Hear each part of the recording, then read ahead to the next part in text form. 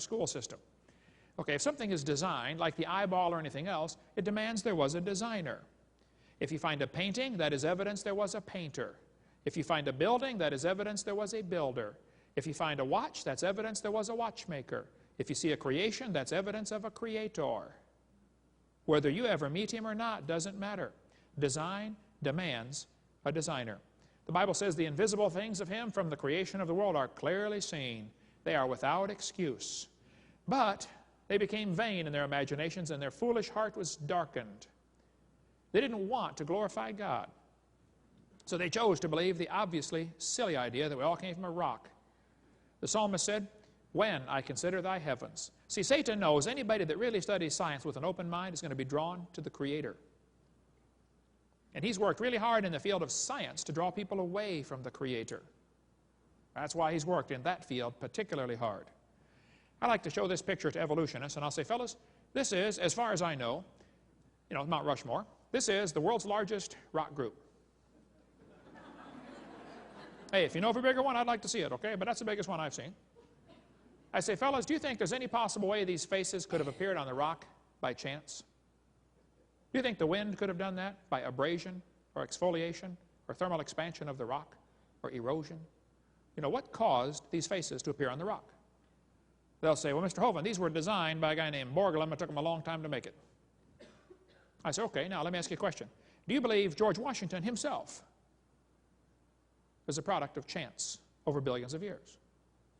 They'll say, yes. I say, wait a minute. You don't think his face could appear on a rock, but you do think his whole complex anatomy with 50 trillion cells could happen by chance. Are you dumb in any other area? Or is that the only one? Had to be designed. But see, they avoid using the word designed in textbooks. Watch this carefully. They say, boys and girls, notice how plants are adapted to their environment. They say gills are an adaptation to living in water. Why don't they say designed? By the way, how did the fish live before they adapted the gills? Oh, well, you see, for millions of years, none of them lived. They all died. Oh, is that how it worked? Yeah, that'll work. They avoid that word design because then some kid's going to say, who's the designer?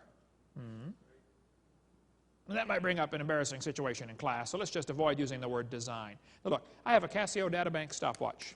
It holds 300 phone numbers. It's a calculator, a stopwatch, an alarm clock, and a countdown timer.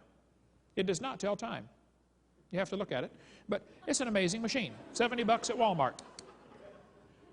I was in Japan only one time, but I never did see the guy who made the Casio Databank stopwatch. But I suspect there is a guy who made it. Is it logical for me to stand here in Wisconsin and say, I believe there's a designer for this watch? Even though I've never met him? I mean, is that logical?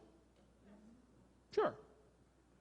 Now, is it logical for me to stand here and say, I never seen the guy who made this, therefore he doesn't exist? That's not logical, is it? Some people look at the world around them and say, I can't see God who made it, therefore he doesn't exist. Hello, you better think about that. You don't have to see the designer to believe he exists. The design demands a designer. It's interesting that evolutionists argue against design using arguments they designed. One guy wrote a whole book called The Blind Watchmaker. He said it could have happened over billions of years. Why'd you write a book about it then? Why don't you throw a bunch of ink out in a paper and see if it made your book?